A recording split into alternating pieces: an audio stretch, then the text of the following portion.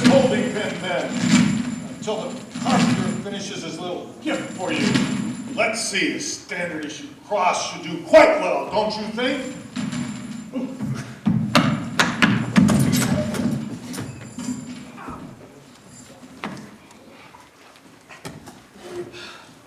Welcome to my humble abode.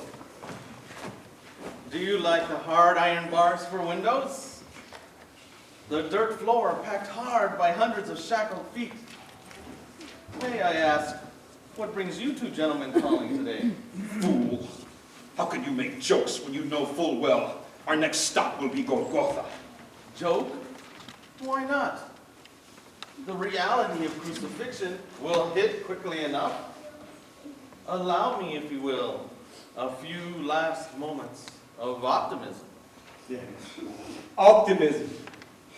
And on what can we be optimistic, whoever you may be? Elishua Ben Yonah, robber extraordinaire, at your service. And how may I refer to you two? Doomed, perhaps. Although the world knows me by the name of Vianney, I have known many aliases, each recruited when a new identity seemed wise. Like those whose throats I slit. Care not whether my name be Vianney or Caiaphas.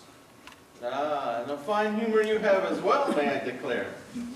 However, I doubt that Caiaphas would chuckle that a murderer would raise himself to the same level as the high priest.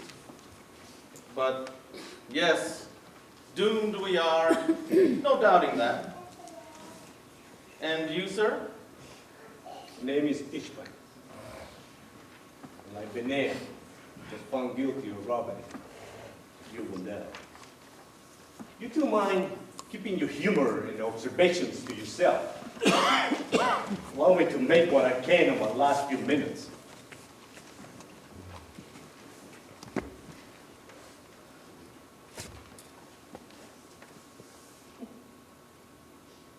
Look, the soldiers are bringing in another prisoner.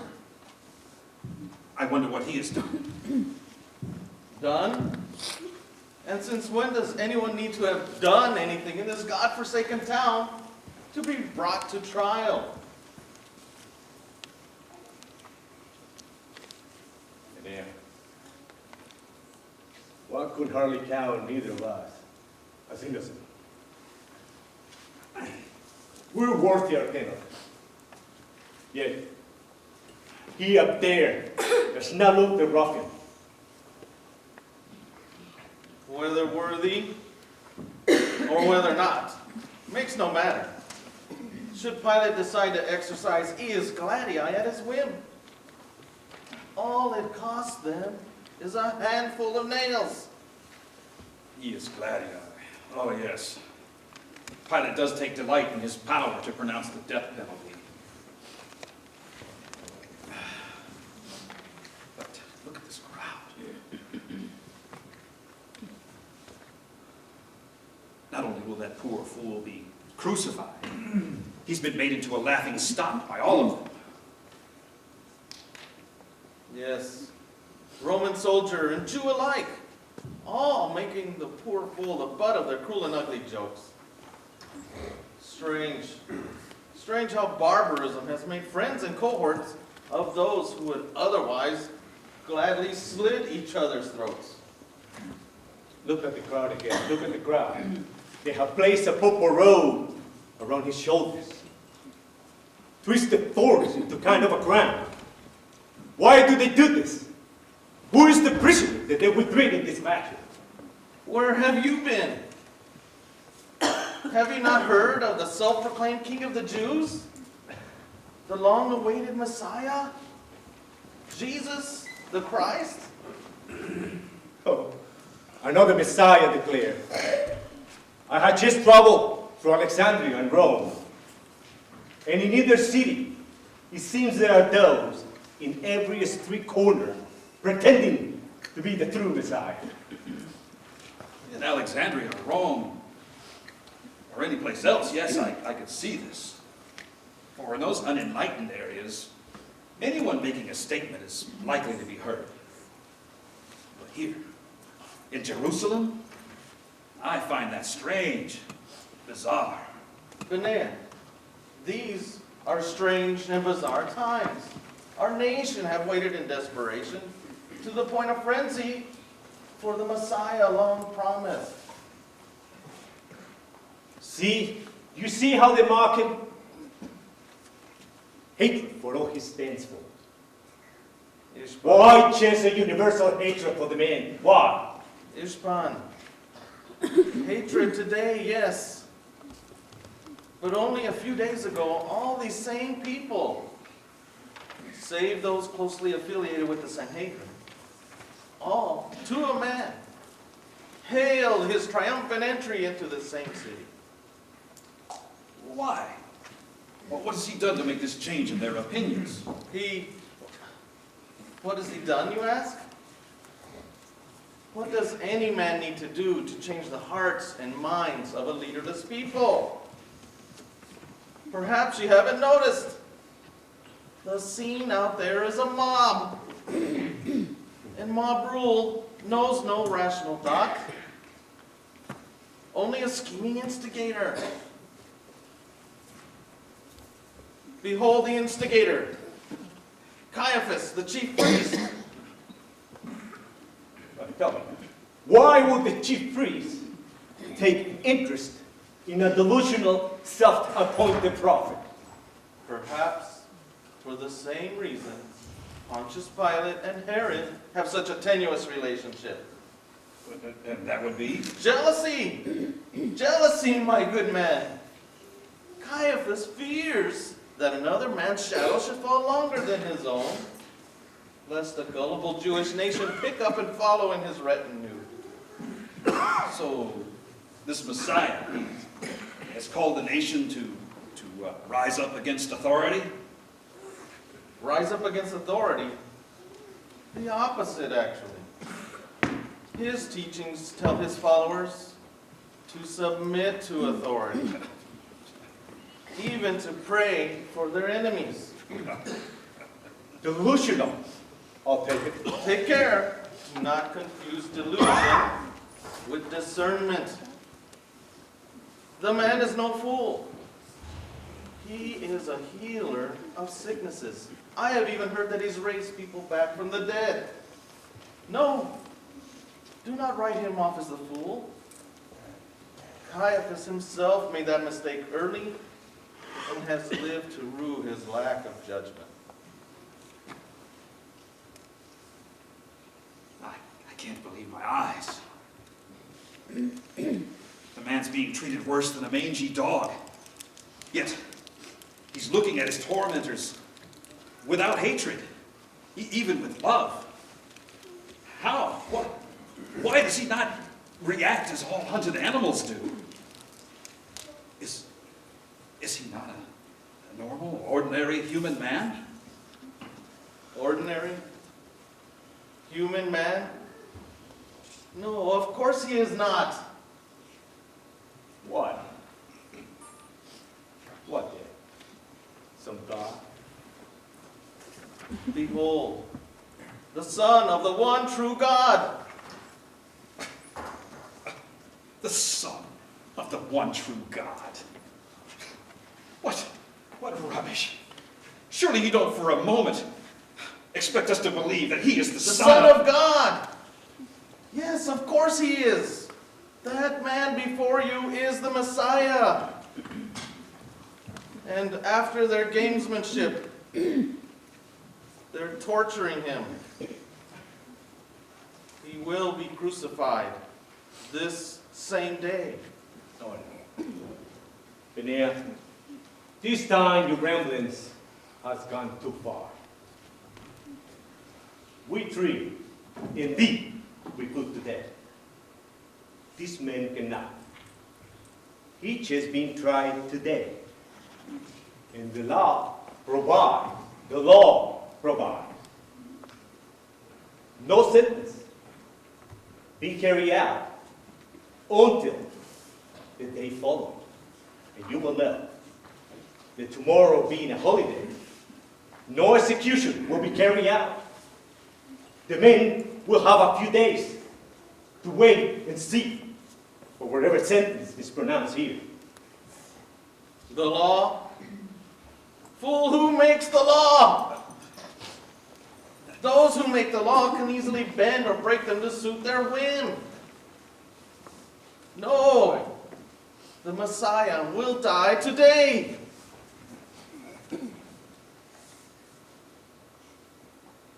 Look at that pathetic little man, crying at the outside edge of the crowd.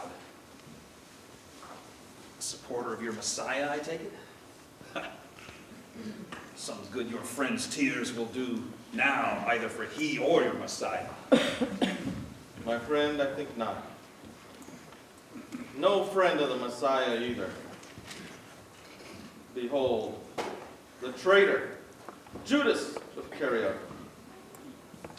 He stood by Jesus' side, posing as a friend, all the while stealing from the same treasury from which he had control. And finally, for the few filthy coins he holds in that purse there, sold the Messiah as a lamb to slaughter. So, you mean this man from Carrier was a follower turned traitor? I question that he ever was a believer. And while there be doubt in that, there is no doubt that he sold Jesus the Christ to the Sanhedrin, and who identified him with a kiss to the Messiah's cheek. See the traitor running now off to the temple to talk to his fiendish friends. Yes, so he is. And the Sanhedrin are meeting today. I saw them entering that door just as we were being led here. But this traitor, he's not acting like one who has triumphed. He's crying and tearing his clothing as he approaches the temple. Do you suppose the traitor has changed his mind? I can believe that. I would believe that as soon as I would believe that a snake would rise up off its belly and stand on its two hind feet. Besides, what difference would his relenting make should that happen? No, the die is cast. The Messiah is as good as a dead man. He's approaching the guard at the temple.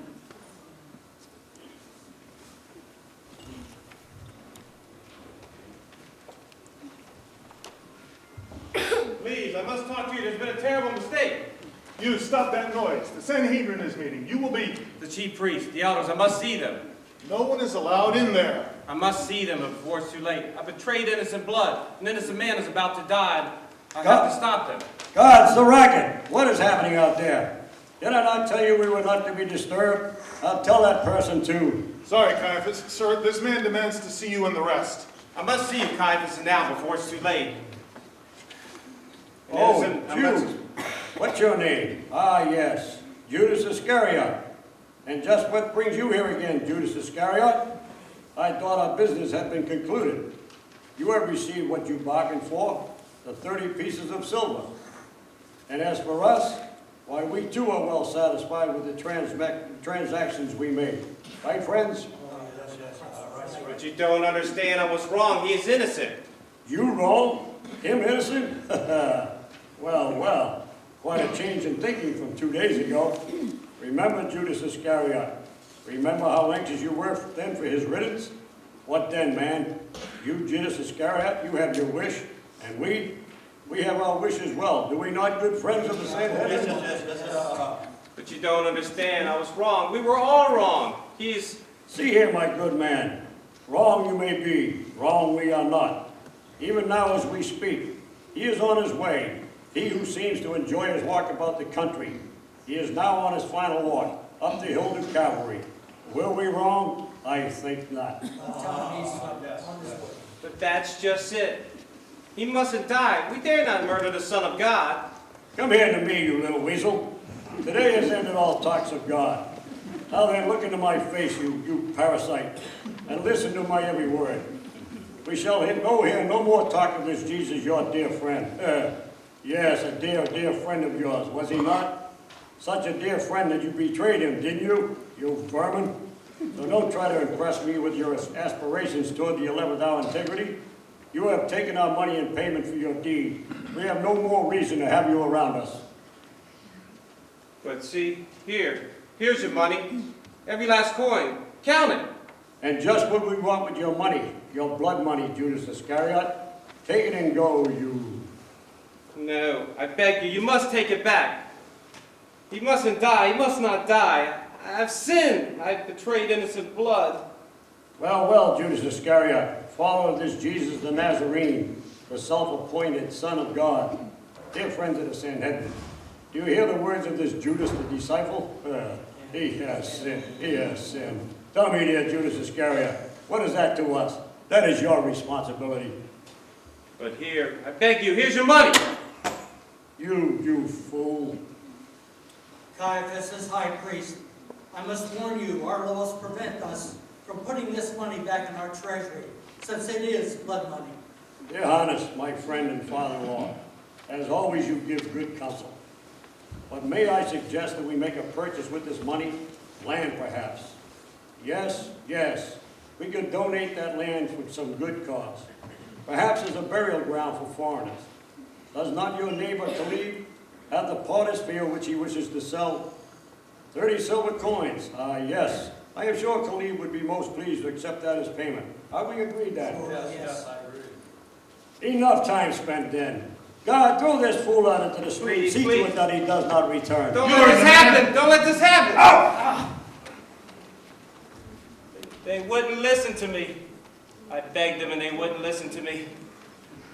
I must go to Calvary. I must stop them before it's too late. Poor fool. Choices made are often inconvertible. You spoke well, Ishpan. Poor fool indeed.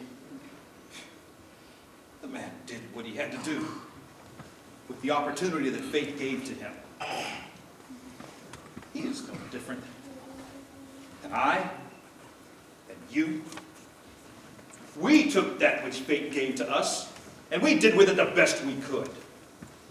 Benea, have you learned nothing from the lessons given here before your very death? Nothing at all? Lessons come every day. Some are beneficial, some are not. I am what I am. What man alive today, save perhaps the prophets, has ever lived a life in accordance with all the laws? Look at him, the Messiah. He came to fulfill the law, to make the law complete. He can make you what you could never be on your own.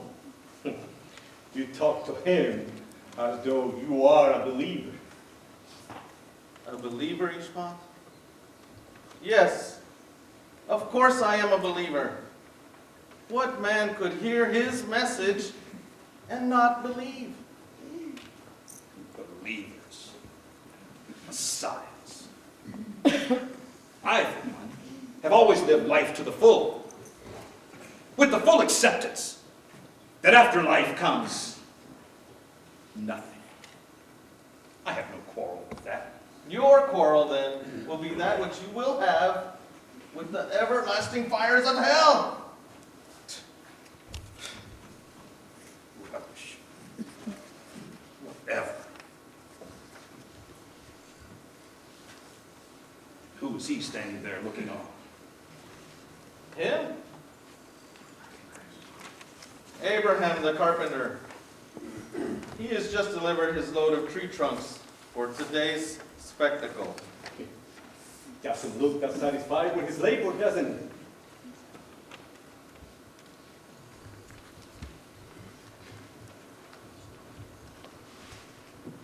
he? It is finished. My work completed. I delivered his contract at 6 stout cross beams, each strong enough to hold the weight of a full-grown dying man.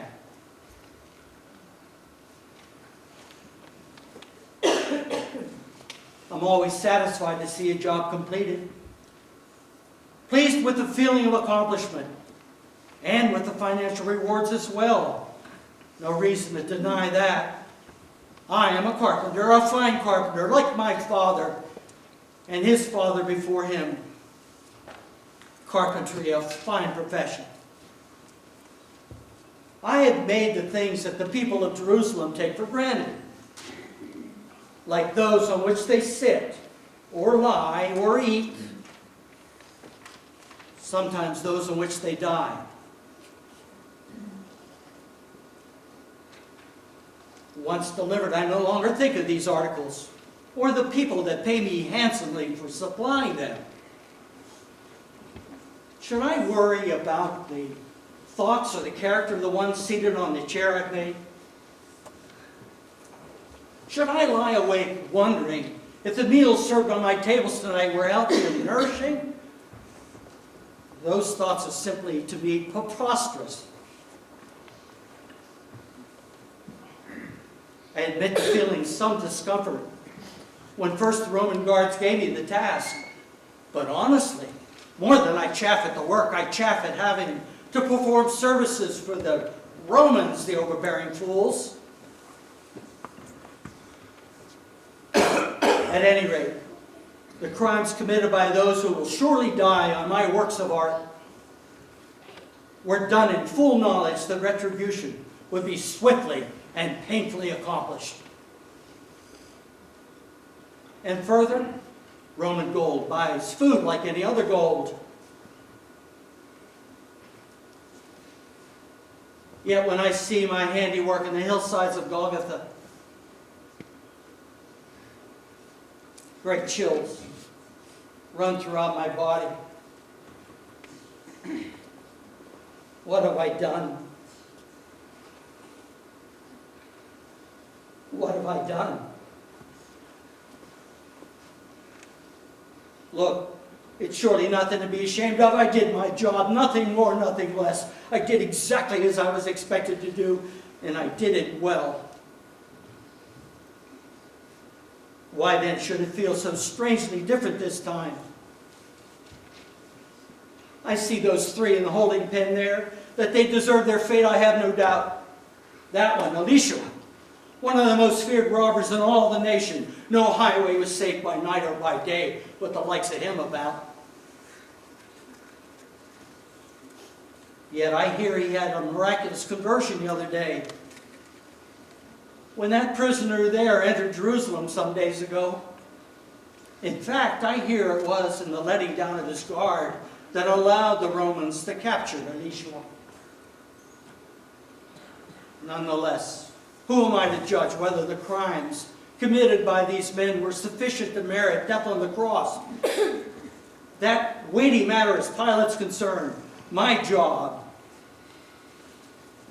is simply to find a strong tree out of which to fashion the broad beams that will bear the broken bodies high, that all might see the shame of sin.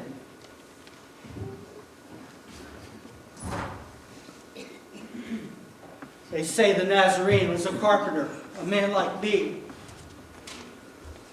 Could that be why my soul feels ill at ease? I could not know this. For all I know, dozens of carpenters have found cruel support across the work of my hands.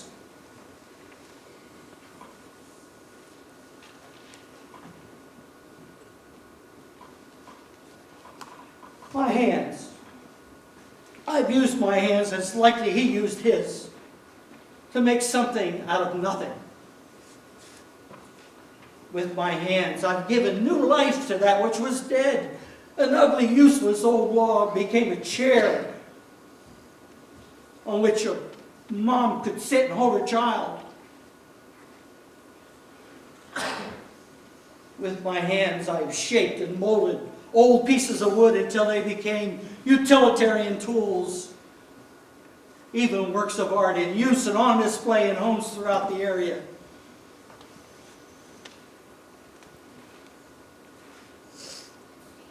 Many times I've cut and I've hammered.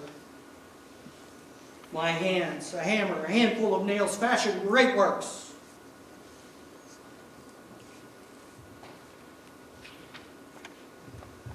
a hammer, a handful of nails.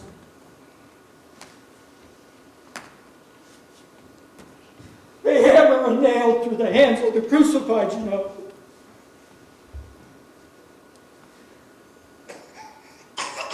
And their feet.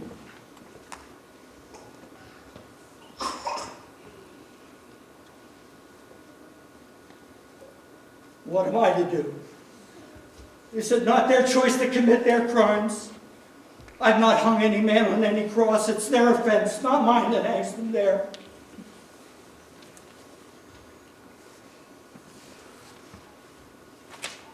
In how many ways we look alike, we are alike.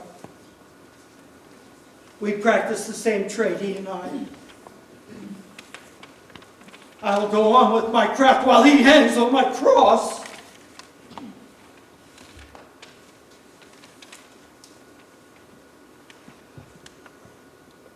I don't know who this man is.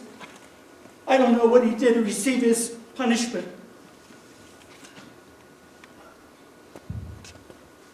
But this I know. I will tell the Romans they must find someone else to make their cruel instruments of death. I did as was contracted for. And now my work, it is finished.